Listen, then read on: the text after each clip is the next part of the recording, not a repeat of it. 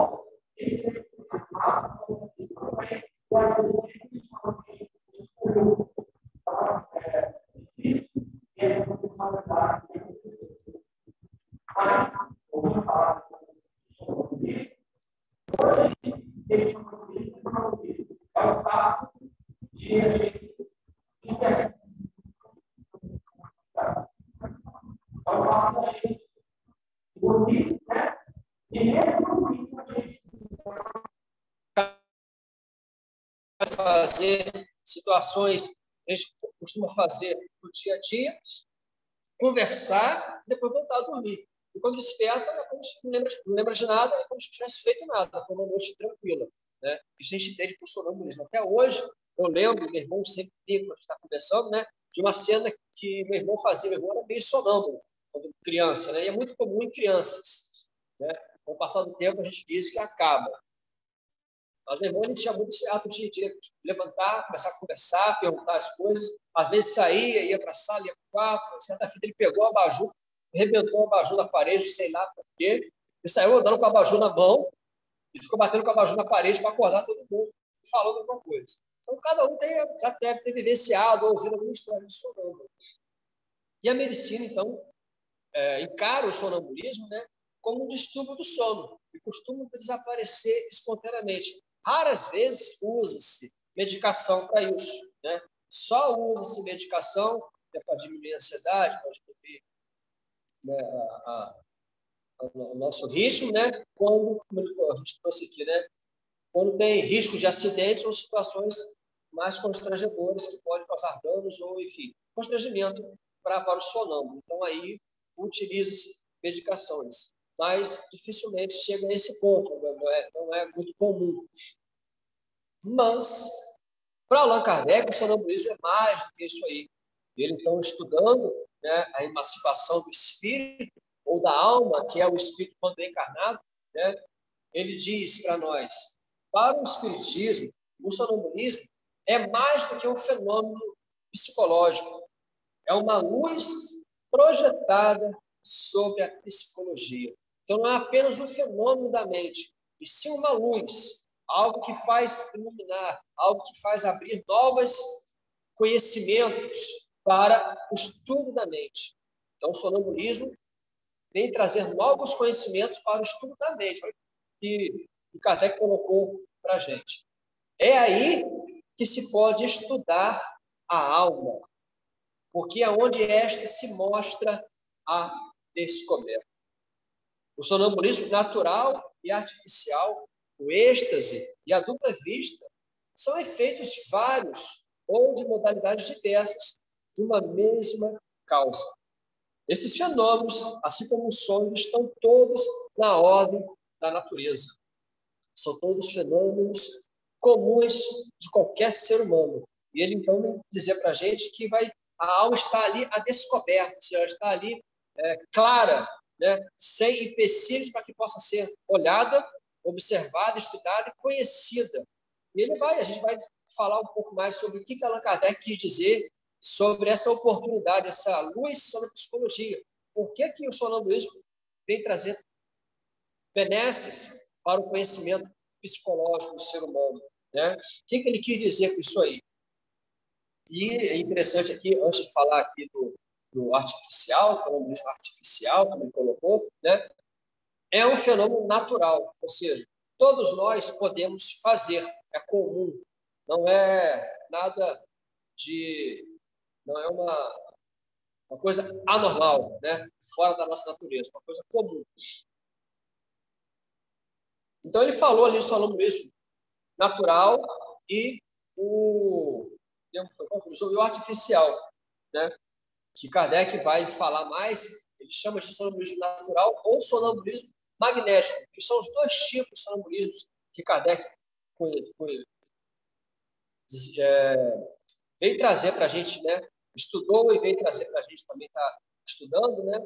Onde um é natural, porque acontece, como a gente falou aqui, o caso do irmão, de forma espontânea, e o outro é idêntico, porém não é espontâneo, é provocado, né? Acontece mediante uma provocação, ele é induzido. E como é que descobriu-se esse sonambulismo induzido ou provocado? Antes de Kardec, ainda no século XVIII, existiam os magnetizadores, que eram aqueles que estudavam o magnetismo, que é uma ciência irmã, né, do espiritismo, pelas palavras do próprio codificador, que fala sobre as energias do ser humano.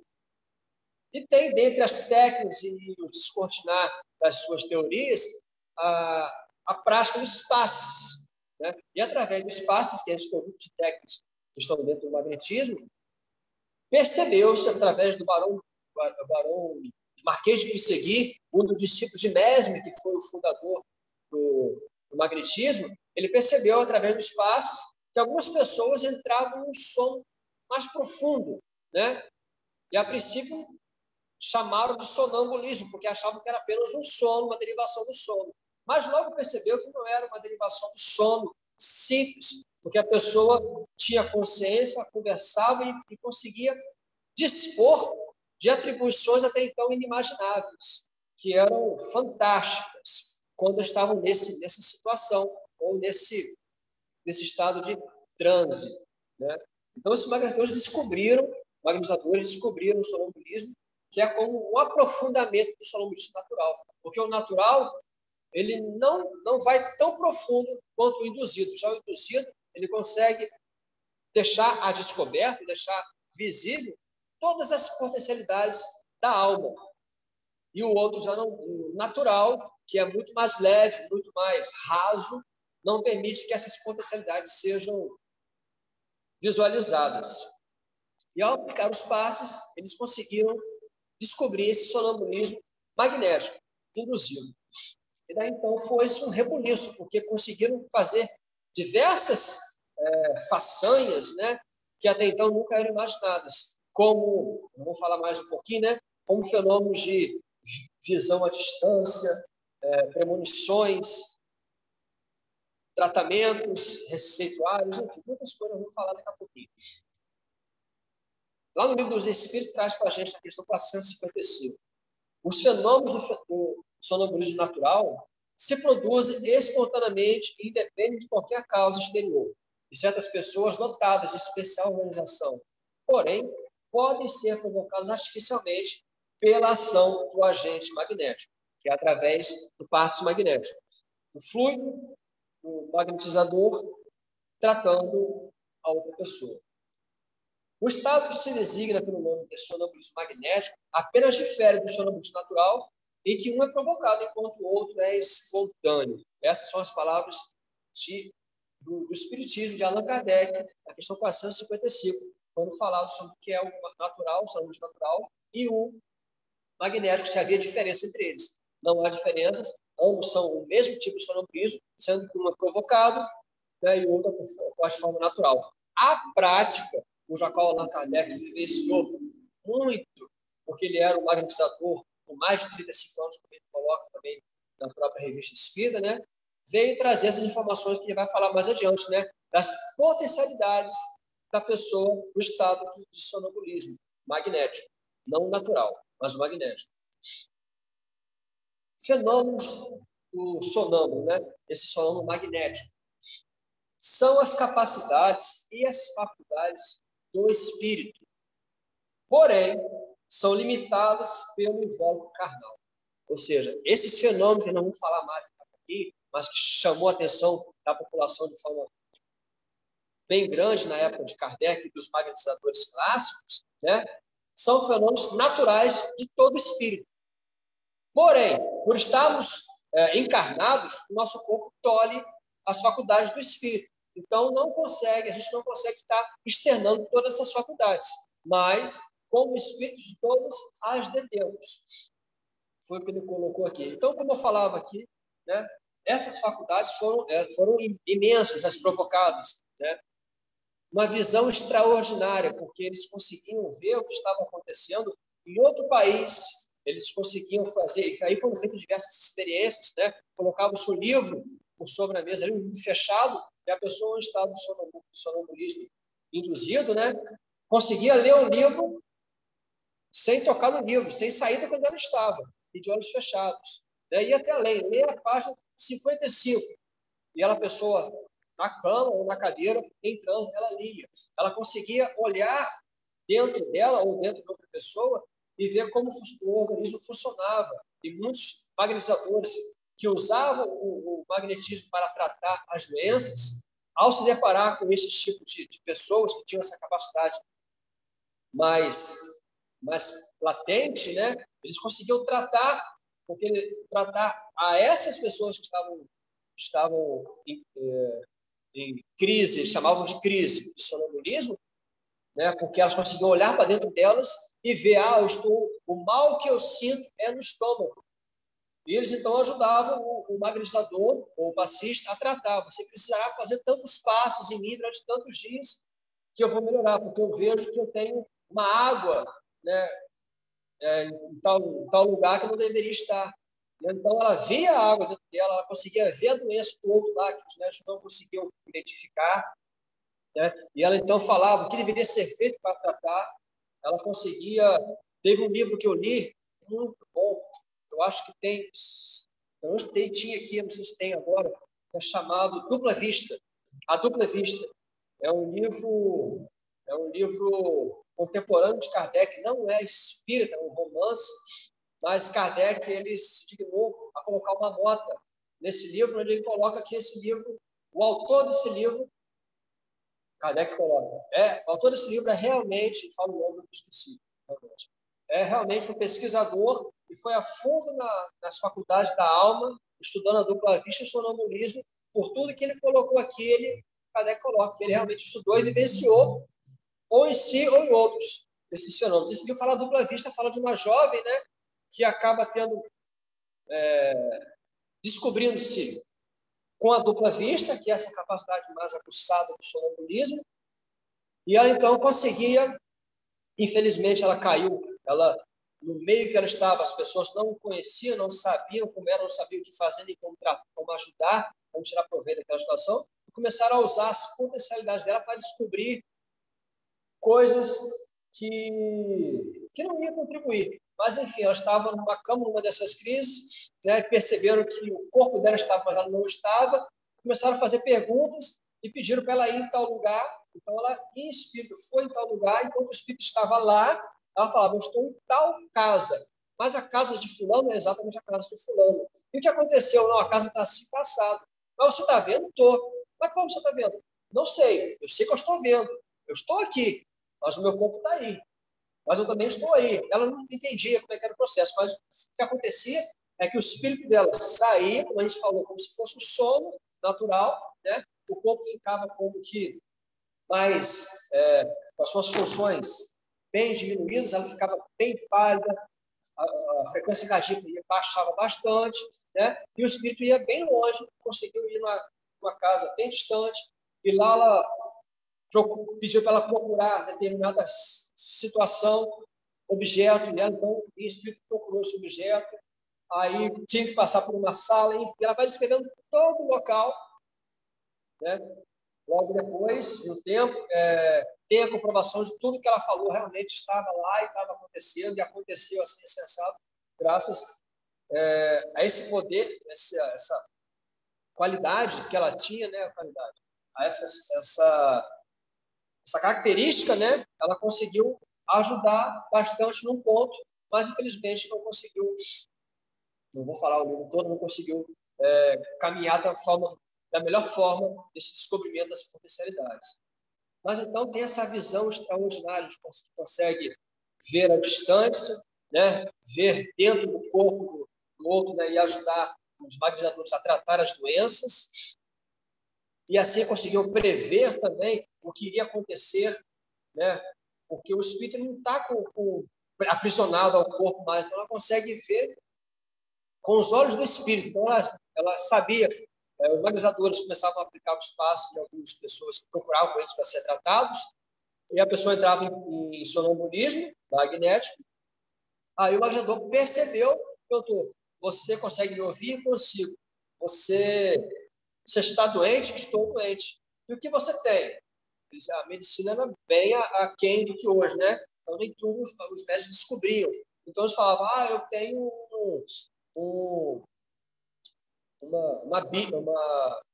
enfim, variava, né? Eu tenho um líquido no meu fígado. E como é que a gente pode estar tratando esse líquido para fazer você melhorar? Você vai melhorar? Vou.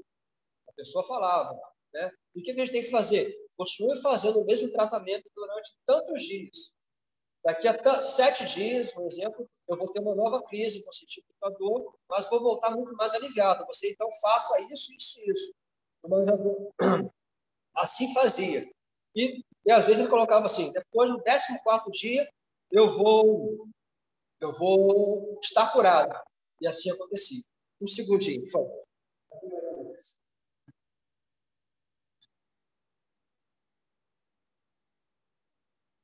Só para limpar a garganta.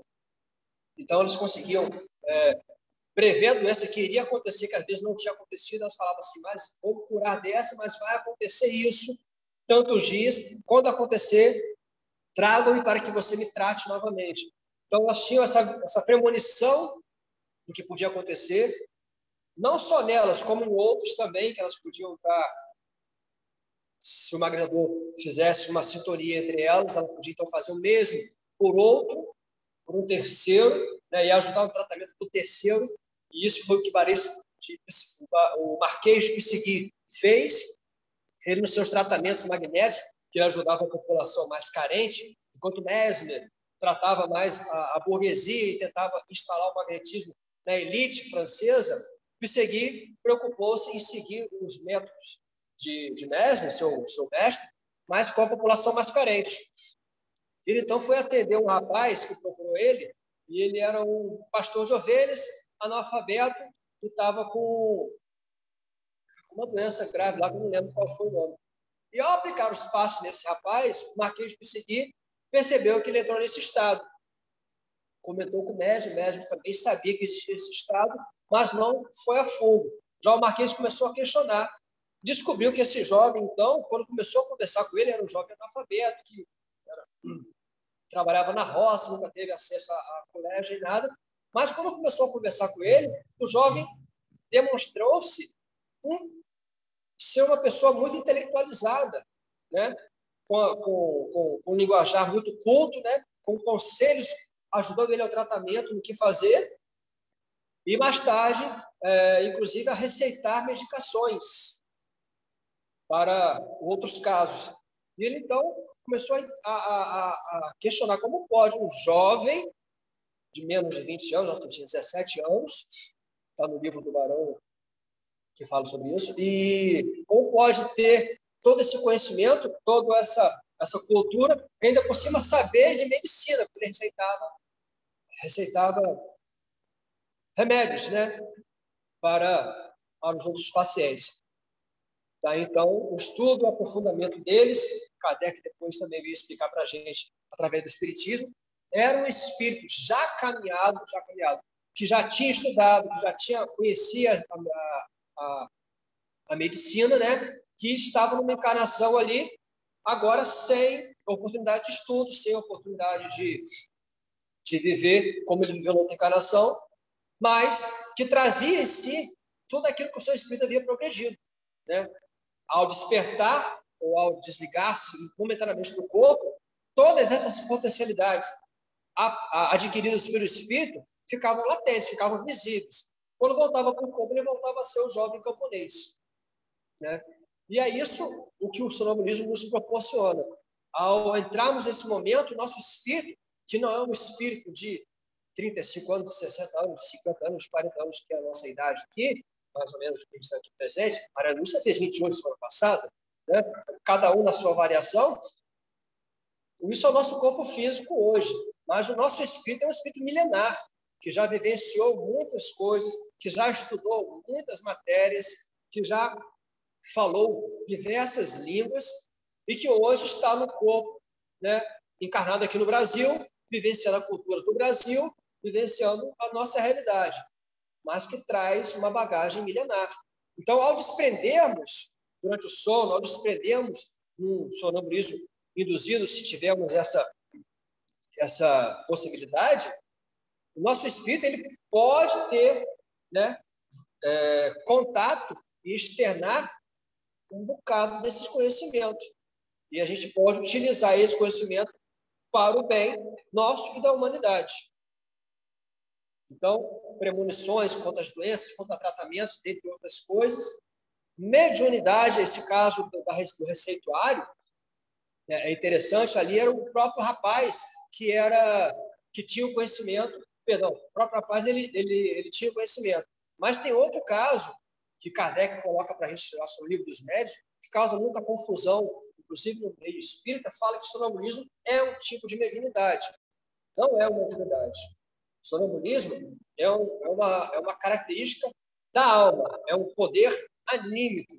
Mediunidade é aquilo que serve de medianismo, medianeiro, né? De intercâmbio. Ou seja, é uma comunicação, um intercâmbio entre o plano espiritual e o plano material. O espírito do lado de lá vai se comunicar, vai falar, vai trazer uma mensagem, vai se intercambiar com alguém daqui. Isso é mediunidade. Agora, sonambulismo não é um espírito do lado de lá. É o meu espírito, eu que estou do lado de cá, estou encarnado, estou vivo aqui na matéria, me comunicando. Ou seja, não tem mediunidade no processo de sonambulismo. Sou eu mesmo, utilizando a minha bagagem espiritual, como a gente sabe, é milenar, né, acerca de determinado assunto. Ou daquilo que eu estou vendo, ou daquilo que eu vivi, ou daquilo que eu estou visualizando. Em muitos casos, acontece da gente entrar no estado de sonambulismo e entrar em contato com outro espírito. Né? O meu espírito se emancipa e eu, então, vejo aqui Tia Jô. Eu falo, Tia Jô está aqui, está mandando um abraço para todos e que ela está muito contente. Então, está acontecendo agora um processo de mediunidade, ou seja, um intercâmbio, né, onde eu estou levando as palavras dela através da minha qualidade de sonâmbulo. Mas não que eu seja médium o tempo todo. Estou usando a faculdade para usar esse intercâmbio. Então, tem a mediunidade sonambúlica, quando a pessoa entra em sonambulismo e faz esse intercâmbio.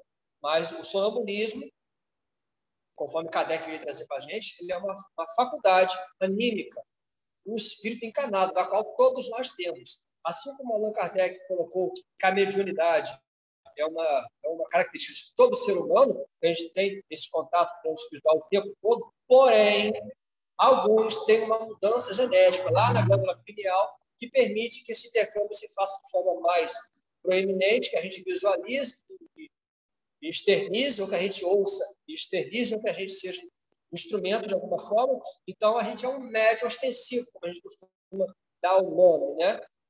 Assim são os sonâmbulos, todos somos, temos essas qualidades, né? Só que uns têm essa característica de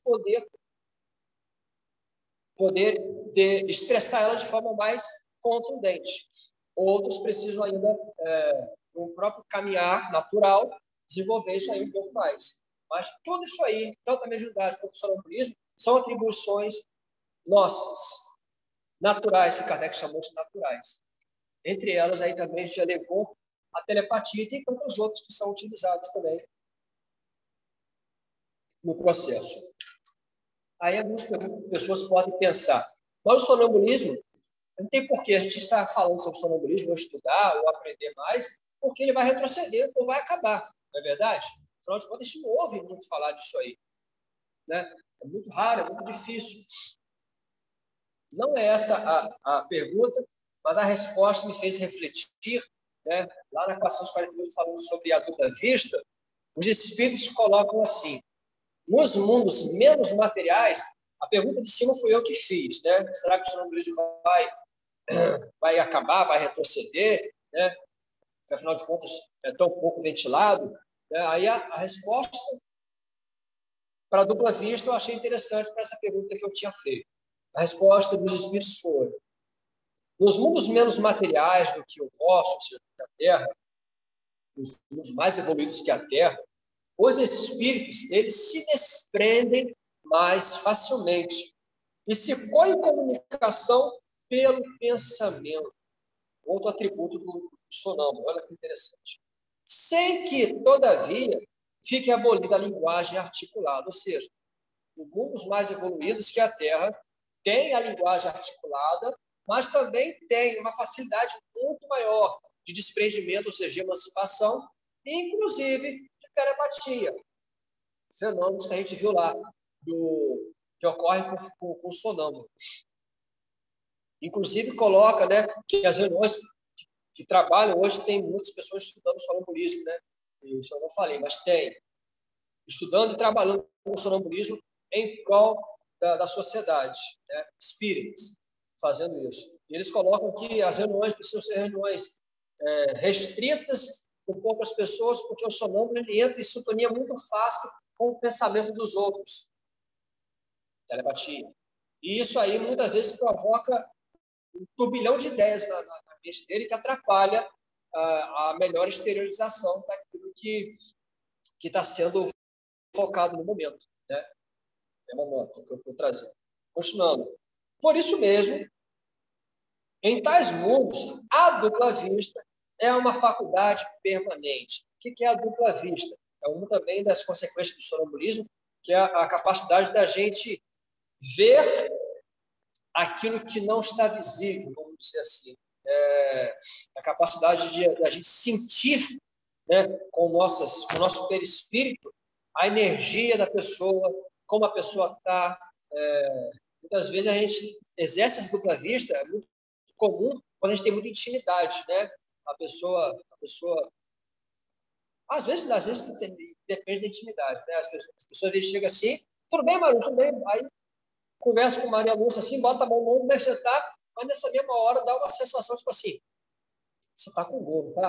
A Maria Lúcia arrega o olho assim, por quê? Eu senti que você está com uma dor, uma angústia, alguma coisa aqui assim. Não, é verdade, estou com uma coisa aqui assim, ou enfim, onde seja. Isso é uma dupla vista. Isso é uma dupla vista, é uma percepção, uma visualização, né? O sentimento que você tem não sabe muito bem por quê, às vezes até sabe, né? Em relação a outra pessoa ou a uma situação que presta a acontecer. Então, essa capacidade de ver além do que está aparente. Então, ele coloca que nesses mundos, em tais mundos, a dupla vista é uma faculdade permanente. Isso acontece o tempo todo, que também é um dos fenômenos do sonambulismo.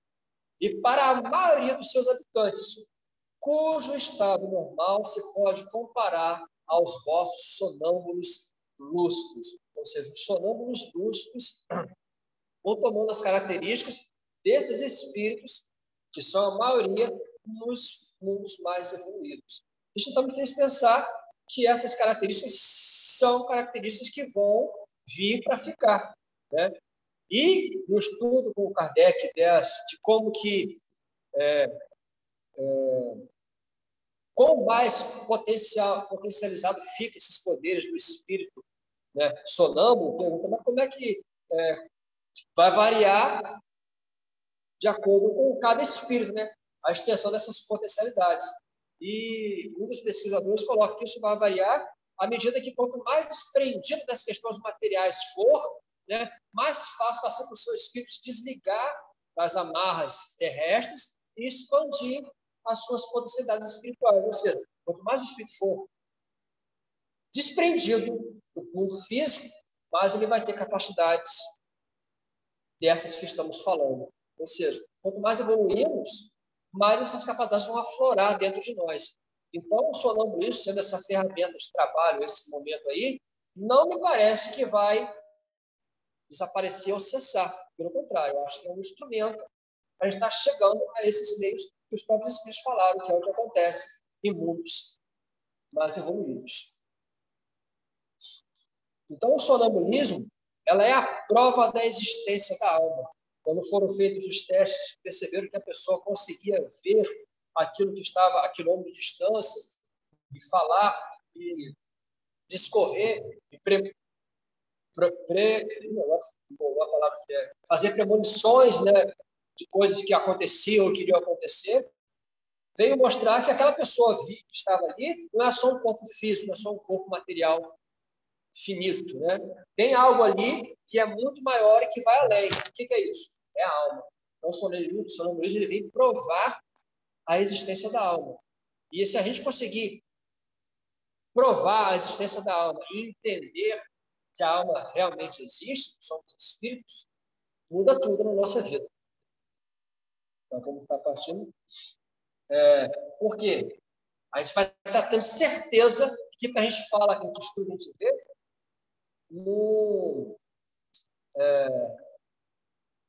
é a única coisa que existe, né? E ter certeza é você não ter nem 1% de dúvida. E a gente hoje se depara, né? A gente precisa ter fé. Mas o que é a fé? É a convicção, ou seja, exatamente você não ter dúvida alguma. A gente é espírita, mas muitas vezes a gente morre de medo de ver espírito. Mentira ou verdade? Né? Muitas vezes a gente é espírita, desde pequenininho, mas não gosta de dormir com a luz apagada, tem que deixar uma luz acesa, porque vai que aparece ali um espírito. Mas, gente, ou a gente acredita em espiritismo, em espírito, não acreditamos. Se a gente tem medo, é porque a gente ainda não acredita. Da morte, a gente tem medo da morte. Por quê? Porque a gente não acredita que a morte não existe. Então, a gente foge da morte o tempo todo, né? Então, são características que demonstram que a gente não tem certeza 100% das coisas, ou do espírito, da existência da alma, de tudo que a gente fala. Então, a gente se diz espírita, na grande maioria, né? E eu me coloco muito nisso aí também, porque muitas vezes tem diversas situações de medo, né? De receio, quem não tem, né? Mas a gente acha que ser espírita é fácil. Vai na palestra, participa do estudo, participa da palestra, a gente até se dá o luxo de preparar palestras, mas temos a convicção daquilo que a gente está falando, que a gente está vivenciando. Na verdade, nós ainda não temos. E se tivéssemos, como vamos falar mais um pouquinho, tudo seria mais diferente, porque o espiritismo não é só as reuniões das pessoas, o conhecimento que a gente vai estudando, vai aprendendo e a gente coloca muito na teoria, né? Então, não é apenas a teoria, sequência da prática. É justamente uma transformação que vai além da nossa para o mundo todo ao nosso redor. É uma transformação moral da humanidade. Ser espírita, o objetivo do espiritismo é a transformação moral da humanidade. Como que o sonambulismo, né, o espiritismo, vão contribuir de alguma forma nessa transformação? Hoje, a medicina, a psicologia, a educação, o comércio, tudo, né, é pautado nas regras, nos conhecimentos que a gente tem da nossa vida terrena. Né? A gente fazemos a nossa programação didática da pedagogia dos colégios, o atendimento que é feito no SUS ou nos colégios, nos hospitais particulares. Então, estão começando a visualizar alguns pontos diferentes. mas na maioria é feito para pessoas vivas que viverão 80, 90 anos, né? Está aumentando aí, mas é feito para pessoas, para a vida material, para a vida finita. Se a gente mudar o foco e começar a entender que aquelas crianças que estão no colégio, aquelas pessoas que estão no hospital, aquelas pessoas que vão fazer compra, que estão na rua, que não são pessoas, são espírito, as nossas relações, tudo vai mudar. A gente não vai estar educando ali crianças, não está educando espíritos. Nós vamos estar cuidando ali dos mais idosos ou dos jovens que vão lá procurar recursos médicos. Vamos estar cuidando de espíritos em desenvolvimento e que estão com um corpo que momentaneamente precisa de um auxílio, mas que é finito, sim. Toda a perspectiva nossa da vida começa a mudar se a gente passar a ter 100% de certeza de que somos espíritos, de que não somos seres finitos, somos seres infinitos, né? Eternos, melhor dizendo. Então, tudo isso vai começar a mudar. O egoísmo, então, vai começar a minguar, cada vez mais a caridade vai estar crescendo. As relações entre os povos, entre os países, vão mudar, não vai ter mais guerra nem briga por quem patenteou tal remédio, vai ter guerra por pedaços de terra a mais. A Amazônia é de quem? A Amazônia não é de ninguém, nós não somos seres vivos, materiais, nós somos seres espirituais. Né? E para o plano espiritual, que é o lugar dos seres espirituais, nós não vamos levar terra nenhuma, não vamos levar planta, não vamos levar nada daquilo.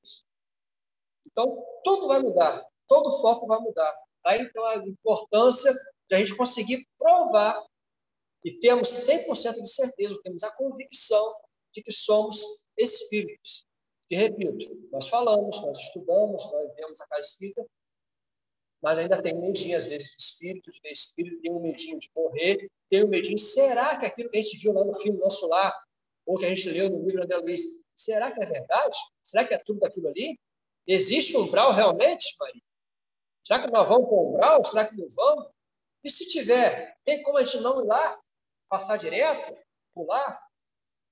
São dúvidas que demonstram a nossa insegurança, a nossa não certeza. Então, vamos estar respondendo, vamos aprender realmente como fazer caridade, como perdoar, como viver eternamente. E faz-se, então, necessário, como está concluindo, né, espiritualizar a Terra. Temos a convicção da nossa condição de espírito eterno e, assim, iremos mudar toda a perspectiva da vida na Terra. E o sonambulismo pode ser, falamos sonambulismo magnético, né, pode ser essa ferramenta que vai auxiliar o espiritismo a desenvolver a fé, a convicção de que somos espíritos. É chegado o tempo de fazer espiritismo para encarnados. Por que eu coloquei essa frase? Inclusive, uma companheira nossa me lembrou esse dia. Porque durante muitos anos, os espíritos se preocuparam muito com as reuniões de intercâmbio, né? Conversa para o plano espiritual, desobsessão para o plano espiritual, receituário para o plano espiritual, e esquecemos de nós aqui. Esquecemos de levar o espiritismo para aqueles que estão vivos, né? O Cristo falou, meu reino não é deste mundo, porque realmente o reino do Cristo não era desse mundo. As pessoas não entendiam e muito menos praticavam aquilo que ele pregou, aquilo que ele veio trazer. Mas cabe a nós estar fazendo o reino do Cristo ser, sim, desse mundo, né? Quando a gente começar a nos tratarmos como irmãos em Cristo de verdade, irmãos espirituais, filhos do mesmo Criador, aí o reino de Cristo vai começar a ser inaugurado efetivamente no nosso planeta. Então, por isso que a gente trouxe esse momento de se instigar, né, por esse tema que parece meio estranho, mas que pode nos trazer muitas alegrias, né, muitas conquistas, que é o sonambulismo, que é esse estudo da emancipação da alma, das potencialidades da alma, que estão ali, né, à dupla vista, o sonambulismo, o êxtase, os sonhos, o poder magnético, tudo isso aí que é falado lá no capítulo 8.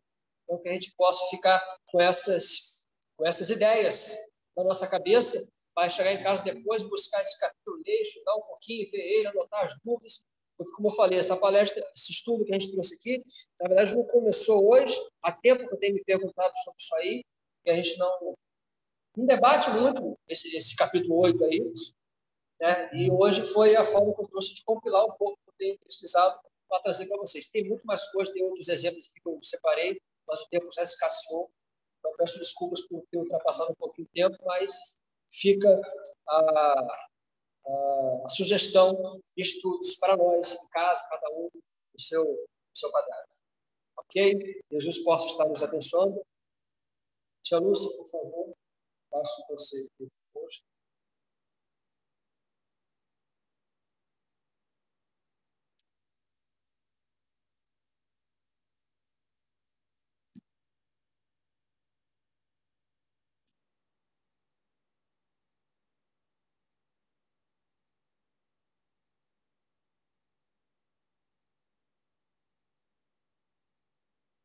Obrigada, Maurício, pelas reflexões, pelo estudo, né, que foi feito, e que a gente possa, né, ter assimilado tudinho. E também colocar a mão na massa para estudar, né, como você sugeriu, principalmente esse capítulo. Bom, vamos finalizando, né, agradecendo através da prece, e o passe vai ser o passe coletivo. Eu peço que os médiuns passistas se coloquem aí no salão para ser feito através da oração.